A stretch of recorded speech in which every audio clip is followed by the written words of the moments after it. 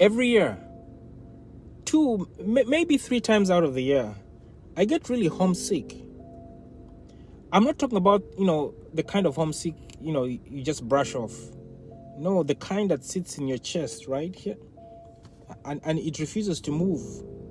It makes you, close your eyes and you try to test the memory. And when it comes, it always starts the same way.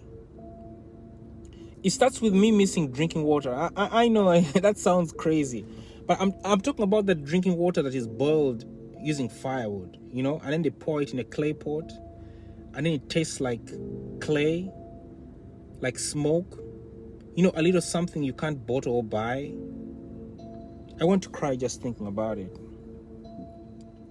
And then there's my grandmother's black beans. Oh my God. She cooks them with cow ghee and dried onions, slow on a charcoal stove. You can't rush beans that taste like heaven. And then there's the dust. I miss the dust. It's everywhere. There's dust everywhere. I don't care what African country you go to, there's dust everywhere. That dry, warm, everywhere at once dust, right?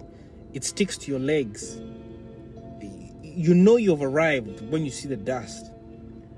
And then there's the smell of that upcountry bus, raw and untainted by cologne. Just people, body, and that blue soap with boredom. All the windows are down. The wind slapping your face like an old friend. And then I miss the sugar cane. Oh, the thick sugar cane. It starts out kind of sweet at the top. And then as you go lower, it sweetens more and more and more. And then you chew it until your jaw hurts. You spit out the pulp. You feel rich even when you're broke. And then I miss the auntie who thinks wearing lipstick and a bra makes you promiscuous. The way she sizes you up between judgment and love. You never quite know which one is going to win. I miss the local chicken. Not fried, not grilled. It's boiled slow in a clay pot with curry, yams, and sea salt. The kind of chicken that fights back when you chew it, right? You gotta work for it, earn it. I miss weekends at the bars where everything stopped for the Premier League, where uncles, cousins, and strangers screamed at TVs, and black women smelled like Vaseline and cocoa butter as they walked past. And I miss how on market day the shy boys suddenly become brave. They become bold enough to flirt with the girls, bold enough to try. Because the girls are now giggling for some reason. They're all dressed up nice. The sun is forgiving, and everyone smells like possibility.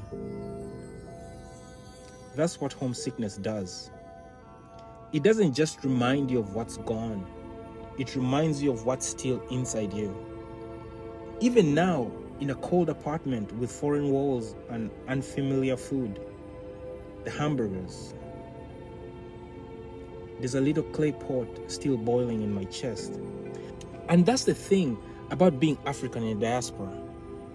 Sometimes your body is here, but your tongue is back home. Your hunger speaks your mother tongue. Your tears roll in Swahili and your cravings were changing. So when homesickness comes, let it come. I sit with it. I write with it. And I remember that I'm made of memories that the West will never fully understand. But you do. I know you do, because you're listening and you get it. Because you're out here too. So before I go, if you're homesick today, don't fight it. Let it take you back, even if it's just for a moment. Drink some tea, call your grandma, chew a stick of sugar cane, even if it's just in your mind. Or you can go get those crappy ones from the store. And remind yourself, you are not lost. You're just far.